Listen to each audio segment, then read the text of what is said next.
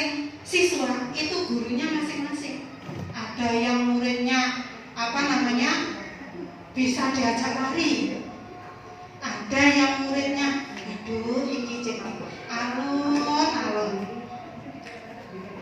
Jadi guru yang merdeka menentukan bagaimana apa yang didahulukan, mana yang diakhirkan, itu adalah guru. Jadi guru ini sangat merdeka sekarang, menentukan apa saja terserah Bapak Ibu guru semua. Tidak harus sama. Satu sekolah pun tidak harus sama. Tidak harus janjian, tidak harus sama. Merdeka semuanya, terserah panjenengan mengatur kelasnya masing-masing. Belum? Jadi implementasi ATP dikembangkan dari CP, capaian pembelajaran, dan profil pelajar Pancasila. Jadi tetap pedomannya jalan akhir dari modul ajar panjenengan adalah P3, profil pelajar Pancasila. Yang ketiga, sesuai karakteristik anak, disusun sesuai dengan fase atau tahap perkembangan peserta didik. Ini kemarin ada miskonsepsi. Jadi kemarin ada rekan kami yang menyampaikan bahwa RPP itu dibuat satu anak satu. Sebenarnya itu adalah konsep terdiferensiasi. Apakah terdiferensiasi itu harus satu RPP satu? Waduh lah, nek muridku 40 gak ngeluh cemuk sirahe. Wah, jenengan pinten Bu muridé? Oh, 32. Berarti setiap hari buat 32 RPP, Bu. Cemburu katanya gitu. Ya, bukan Ibu. Jadi maksudnya di sini kita mengetahui karakteristik siswa masing-masing. Panjenengan punya siswa yang bisa belajar cepat. Panjenengan punya siswa punya siswa yang belajarnya pelan. Mempunyai siswa yang belajarnya lambat. Perbedaannya bagaimana? Perbedaannya dalam asesmen. Asesmennya panjenengan kelompokkan bagaimana. Jadi panjenengan asesmennya untuk anak yang cepat, untuk anak yang sedang, dan untuk anak yang lambat. Jadi tidak harus kurikulum itu nanti harus buat satu-satu, tidak. Tetap satu dalam satu pembelajaran itu satu. Tetap satu Ibu, pun kuatir, nggih. Tetap satu. Nggih. Per hari. Oh, bukan. Jadi ini modul ajar dibuat 1 TP. Jadi 1 TP itu bisa panjenengan buat kalau panjenengan atur itu berapa JP. Kalau diatur di situ ada misalnya 9 JP, berarti ya kalau dalam 1 minggu itu 3 JP, berarti ya 3 minggu. 1 TP, ya 1 modul, 1 mata pelajaran. Nah, jadi tidak harus terus kayak kemarin kan tema 1 PB. Nah, itu kan 1 hari 1. Kalau ini panjenengan atur dalam 1 modul ajar itu ada beberapa kegiatan pembelajaran. Lah kegiatannya itu untuk yang hari ini panjenengan apa di situ ada inti langkah-langkah kegiatan pembelajarannya. Untuk minggu depan apa? Jadi seperti tematik, tapi tematik kemarin kan per hari. Yang ini dibuat langsung dalam 1 modul itu untuk 1 TP. Begitu. Dalam bukan Ibu. Kalau 1 pertemuan itu kan berarti 1 hari itu. 1 modul ajar untuk 3 kali pertemuan. 1 modul ajar untuk 3 pertemuan misalnya. Jadi panjenengan atur kalau misalnya di situ dalam 1 TP itu panjenengan atur 21 JP, monggo berarti tinggal disesuaikan. Nanti guru merdeka sendiri kok. Yang penting dalam 1 tahun itu kan harus ada jam yang harus harus dilampaui. Dalam 1 semester itu ada jam yang harus dilampaui. melampaui. Jadi panjenengan bagi untuk per TP berapa JP. Jadi setelah itu panjenengan atur, oh ini kira-kira 1 TP ini saya butuh berapa JP? Saya butuh 7 JP misalnya. Berarti 7 JP itu nanti dibagi lagi. Kalau 7 JP bisa dibuat 2 kali pertemuan, berarti 2 minggu. J. Berarti 2 minggu. Seperti itu. J. Nyuwun sewu, J, Bapak Ibu. J. J. Untuk tujuan pengembangan modul ajar. J. Untuk tujuan pengembangan modul ajar ini ada 2 kategori, Bapak Ibu. Kategorinya yang pertama itu pemerintah, ada yang kedua adalah mandiri.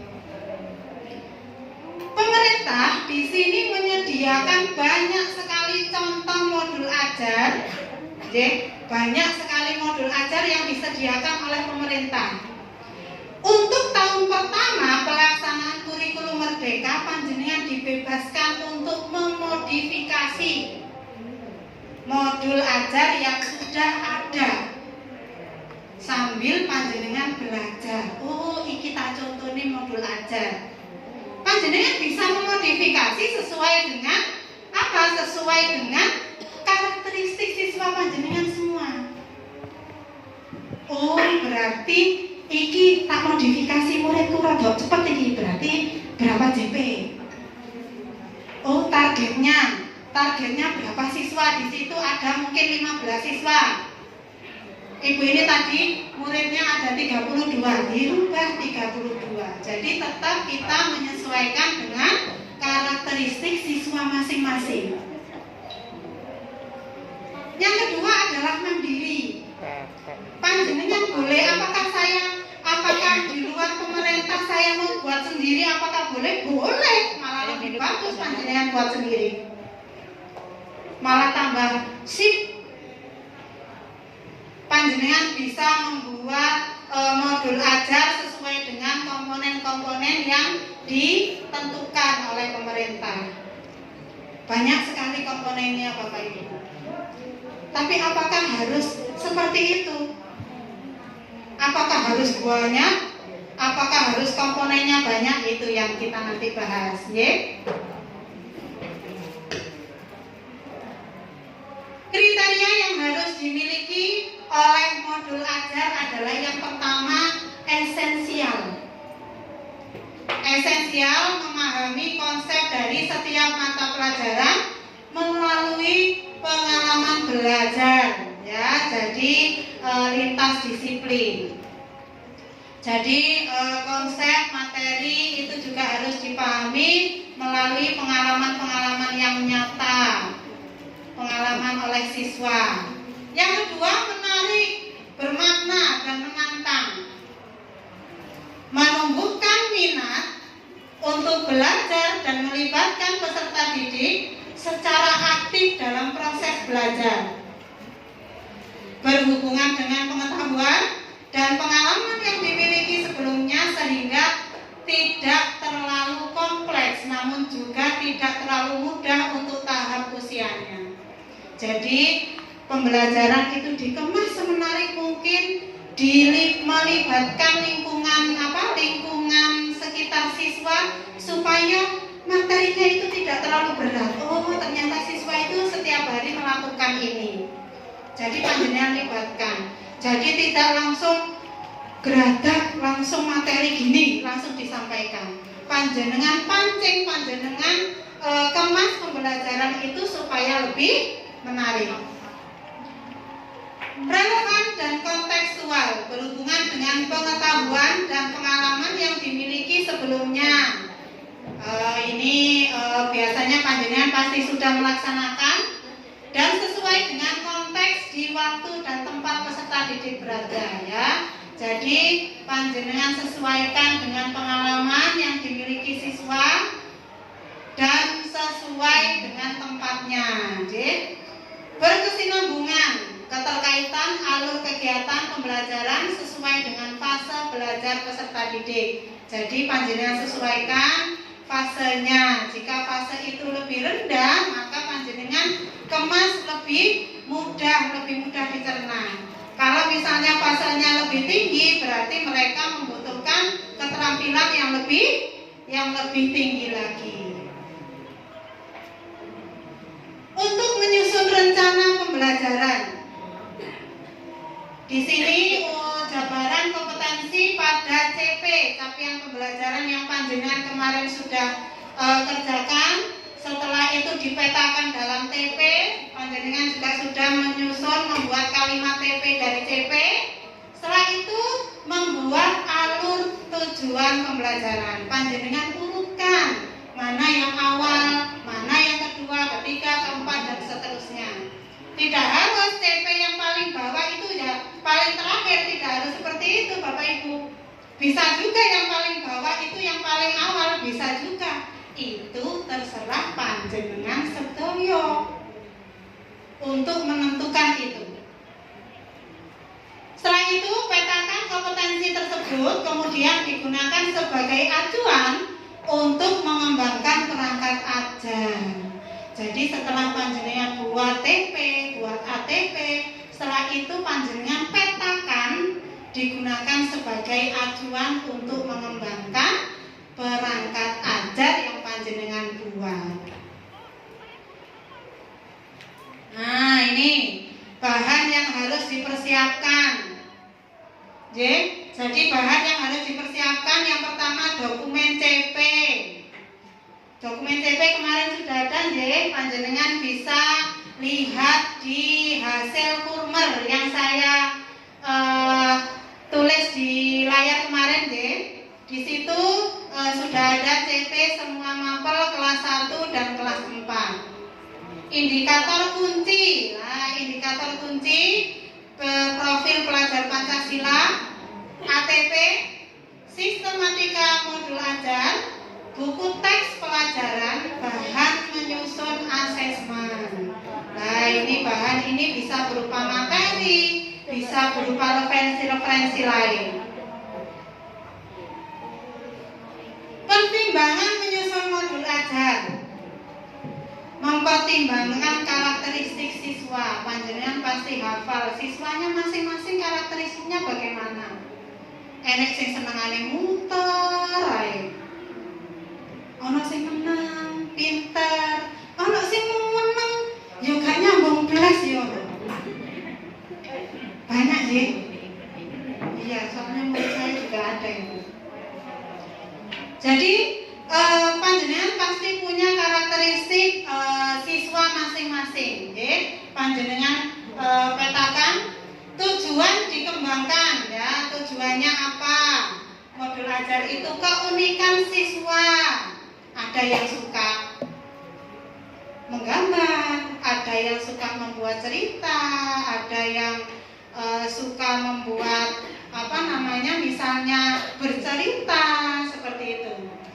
Imbang antara kontekstual, sosial, dan personal. Nah, ini jadi antara pengetahuannya, sosial, kepribadiannya, mempertimbangkan tingkat kematangan peserta didik. Jadi peserta didik kadang-kadang juga gitu, ada yang sudah siap belajar, ada yang juga yang belum siap belajar. Prosedur penyusunan modul ajar. Prosedurnya yang pertama menganalisis kondisi dan kebutuhan. Kebutuhannya apa ya sekarang? Nah, panjenengan menganalisis, mengidentifikasi dan menentukan profil pelajar Pancasila. Setelah panjenengan menganalisis, panjenengan tentukan profil pelajar Pancasila apa yang panjenengan akan gunakan. Di dalam profil pelajar Pancasila ada beberapa dimensi, ada 6 dimensi profil pelajar Pancasila. Apakah semua harus digunakan, Bapak Ibu? Apakah harus beriman pada Tuhan Yang Maha Esa? Apakah harus gotong royong mandiri? Semuanya digunakan dalam satu pertemuan tersebut? Tidak. Panjenengan pilih yang paling sesuai dengan TP yang panjenengan gunakan. Tidak harus semua ditulis semua. Wah, biar bagus tulis semua aja. Jadi, panjenengan pilih yang terbaik menurut panjenengan. Menentukan ATP, menyusun modul ajar berdasarkan komponen minimal. Nah, komponennya itu ada 3, tapi banyak macam-macamnya. Ada informasi umum, ada komponen inti, ada penutup, ada informasi lainnya. Jadi itu nanti apakah harus semua? Tidak. Merancang pelaksanaan pembelajaran. Panjenengan setelah itu boleh merancang pembelajarannya seperti yang panjenengan inginkan. Melakukan evaluasi dan tindak lanjut. Setelah sudah merancang modul ajar, panjenengan rancang asesmennya. Evaluasinya panjenengan rancang bagaimana anak itu supaya bisa mencapai TP yang panjenengan ajarkan tadi. Sofi? Sekarang komponen modul ajar lah. Ini komponen yang sangat ditunggu-tunggu. Apa sih komponen modul ajar itu? Adalah dasar dalam penyusunan modul ajar dan untuk kelengkapan persiapan pembelajaran. Jadi dasarnya ini yang diberikan pemerintah komponen-komponennya.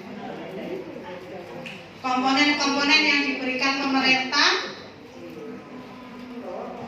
Nah, di sini ada informasi umum. Ya, panjenengan bisa lihat ada informasi umum, ada komponen inti, ada lampiran. Komponennya banyak ya Ibu. Komponen sama kayak pirang lembar iki kok. Tidak harus semua panjenengan sesuaikan. Apakah boleh RPP sekarang itu 1 lembar? Boleh. Bagaimana Ibu? Kemarin 1 lembar, masuk saya tidak oleh 1 lembar. Boleh enggak? Boleh. RPP sekarang 1 lembar itu boleh. Yang penting ada tujuan, ada asesmen, dan ada kegiatan pembelajaran. Itu saja. Tapi dilihat lagi, kalau panjenengan memberikan instruksi yang hanya minim kepada siswa, apakah bisa TP itu bisa dilampaui secara maksimal? Nah, bisa dilihat. Kita disuruh memasak kue. Sudah memasak kue, wes, iki bahane tanpa ada cara. Apakah kita langsung bisa membuat kue tersebut tanpa langkah-langkah yang jelas? Karena kue itu sulit Bapak Ibu. Beda dengan masakan pokoknya asin, gurih, wes. Tapi kalau misalnya kita memberikan instruksi yang jelas, instruksi yang lengkap, maka pembelajaran itu akan lebih tepat sasaran. Apalagi kalau misalnya panjenengan berhalangan untuk mengajar. Misalnya ada rapat seperti ini, ada yang menggantikan di sekolah. Loh, piye ki aku nek genteni nang kelas ki aku ngajari piye? Nah, itu akhirnya kasihan kepada yang menggantikan panjenengan di kelas. Akhirnya instruksi jika dibuat secara rinci, secara lengkap, maka penggantinya pun juga akan merasa, oh ngene ta, alure mengajar itu seperti ini ta. Jadi itu boleh RPP dilaksanakan dalam 1 lembar, itu boleh. Yang penting ada tujuan, ada asesmen, juga ada kegiatan pembelajaran. Tapi harus dibuat itu kalau panjenengan sendiri. Tapi kalau teman lain yang menggantikan, ya panjenengan buat yang lengkap. Tapi untuk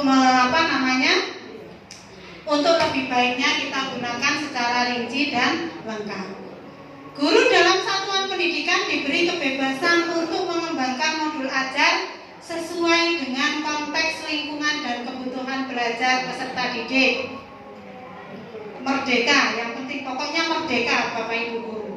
Modul ajar dilengkapi dengan komponen yang menjadi dasar dalam proses penyusunan. Komponen modul ajar dalam panduan dibutuhkan untuk kelengkapan persiapan pembelajaran. D. Komponen modul ajar bisa ditambahkan sesuai dengan mata pelajaran dan kebutuhan. Jadi kebutuhannya panjenengan apa? Panjenengan sesuaikan. Muridnya bagaimana? Disesuaikan sesuai muridnya masing-masing. Jadi tidak ada panjenengan mungkin SD Mojo 6 sama dengan SD Mojo 1. Beda. Antara Mojo 6 kelas 4A sama kelas 4B beda karena karakteristiknya berbeda.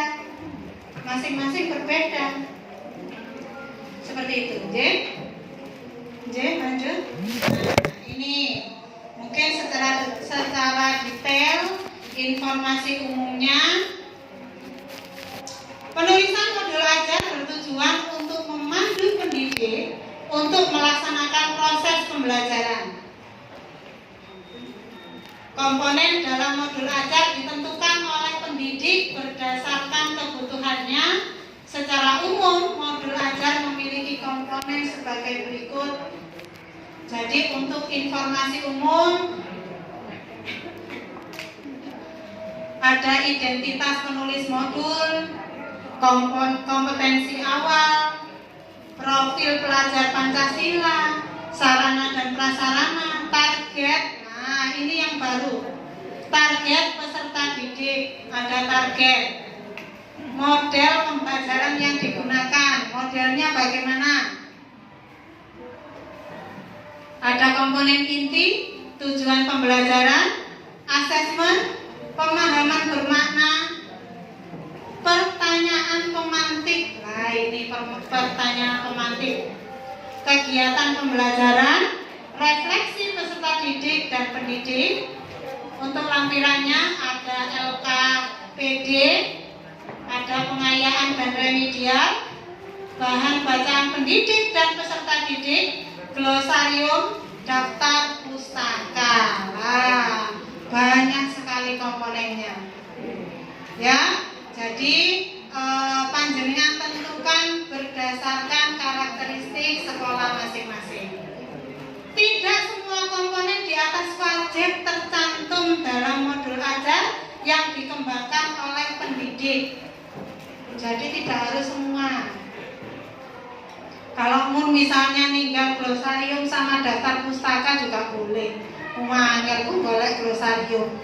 Glosarium itu istilah-istilah Bapak Ibu. Jadi istilah-istilah kata-kata yang perlu untuk panjenengan cantumkan artinya. Pendidik di satuan pendidikan diberi kebebasan untuk mengembangkan komponen dalam modul ajar sesuai dengan konteks lingkungan dan kebutuhan belajar peserta didik. Jadi itu panjenengan bisa sesuaikan. Komponen modul ajar tadi sudah saya singgung, ada informasi umum, komponen inti dan lampiran. Ini untuk komponen. Nah, ini informasi umum, identitas.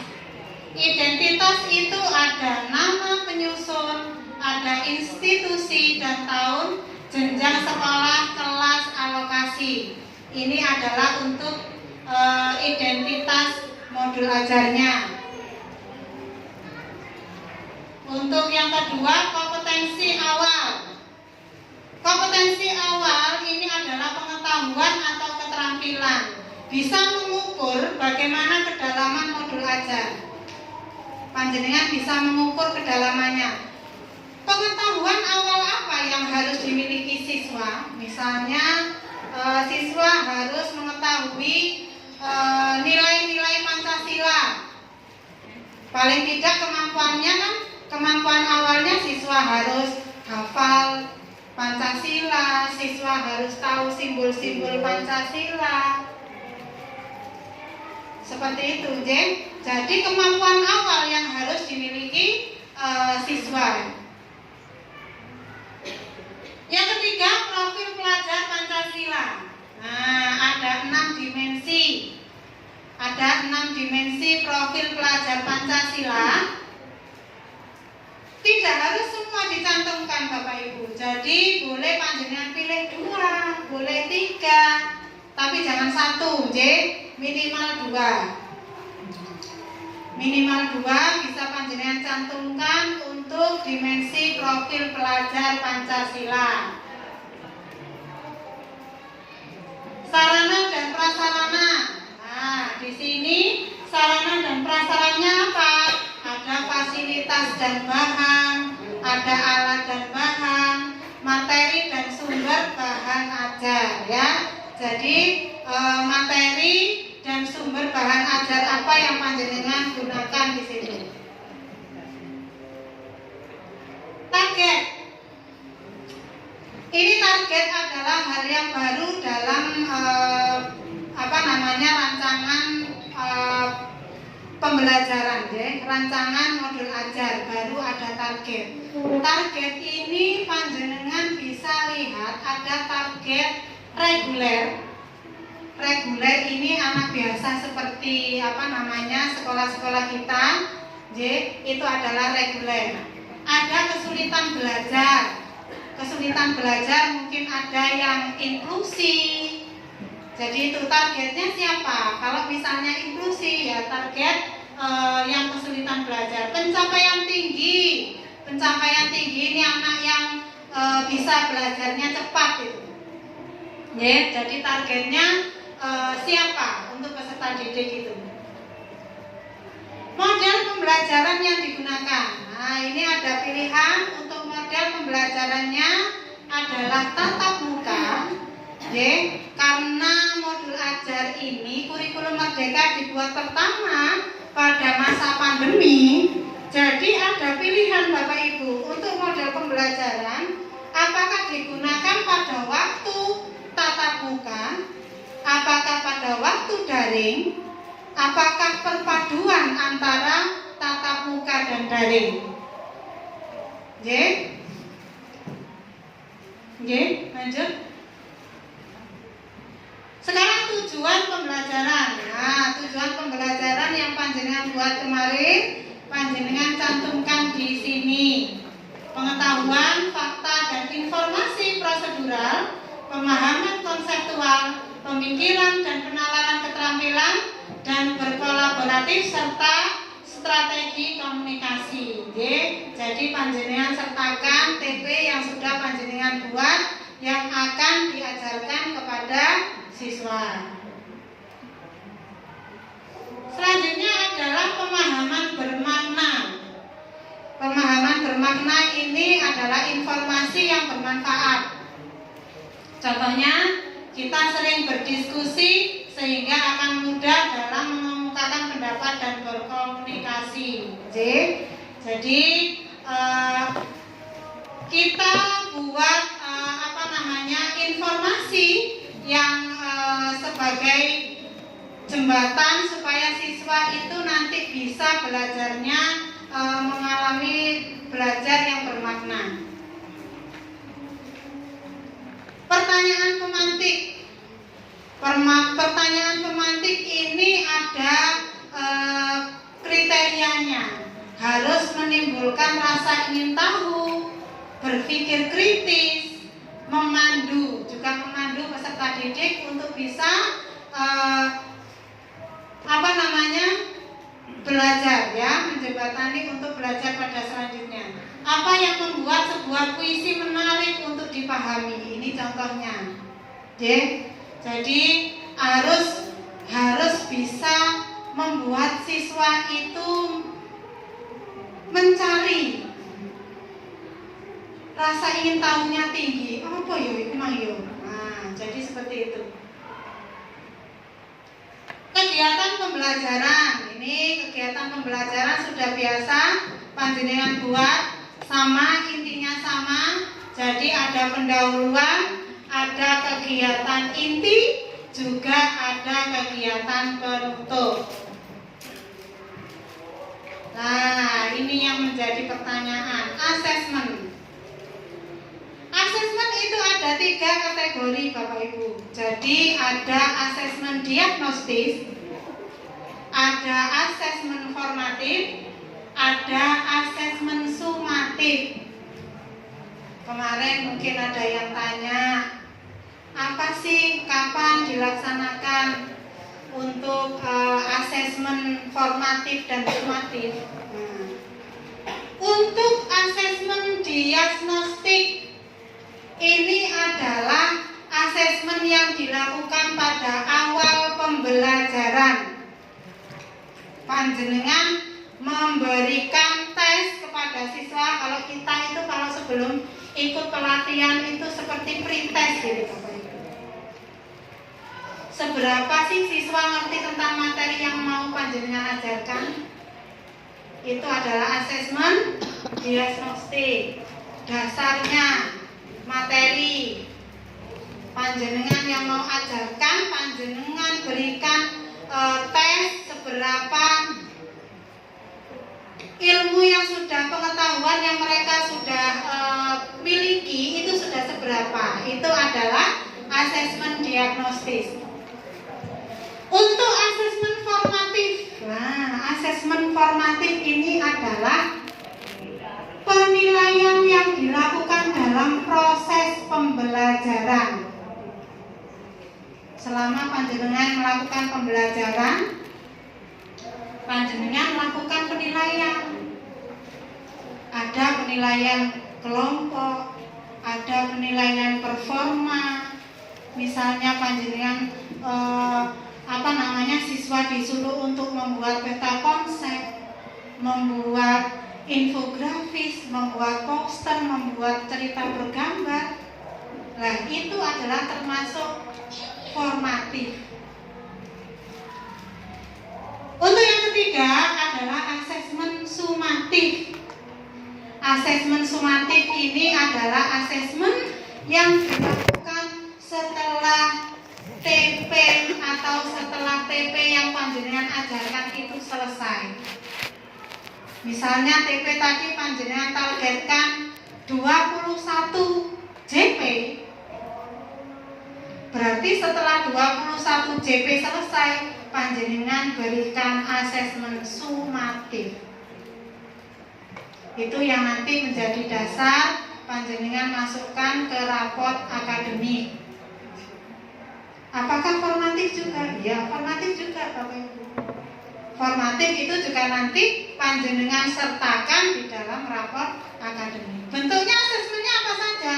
Ada sikap, ada performa, dan ada tertulis. Jadi tidak melulu tertulis, panjenengan bisa membuat seperti tadi poster, bisa membuat peta konsep, lisan, dan lain sebagainya. Untuk komponen inti, masih komponen inti ada pengayaan dan remedial. Nah, jadi ada untuk pengayaan panjenengan berikan apa, untuk remedial panjenengan berikan apa. Di sini, oke? Lanjut. Ada LKPD, lembar kerja peserta didik. Jadi untuk dalam proses pembelajaran panjenengan berikan LKPD. Bahan bacaan guru dan peserta didik. Ini bahan bacaan ini panjenengan bisa sertakan materi. Materinya panjenengan sertakan materi apa yang akan panjenengan ajarkan di situ. Bisa dijadikan acuan. Oh, materinya ini. Nanti siswa di akhir pembelajaran harus ngerti iki. Kudu iso iki. Nah, seperti itu, J. Jadi sebagai acuan panjenengan mengajar di kelas. Glosarium. Nah, glosarium adalah kumpulan istilah. Ada istilah-istilah yang nanti panjenengan harus artikan di situ. Apa artinya fotosintesis misalnya? Apa artinya kata-kata yang sulit di dalam proses pembelajaran yang panjenengan ajarkan? Daftar pustaka, panjenengan sertakan apa saja daftar pustaka yang ada, yang panjenengan buat dasar mengambil materi, mengambil gambar, mengambil informasi apapun untuk pembelajaran itu, panjenengan sertakan dalam modul ajar. Terima kasih, sudah selesai Bapak Ibu.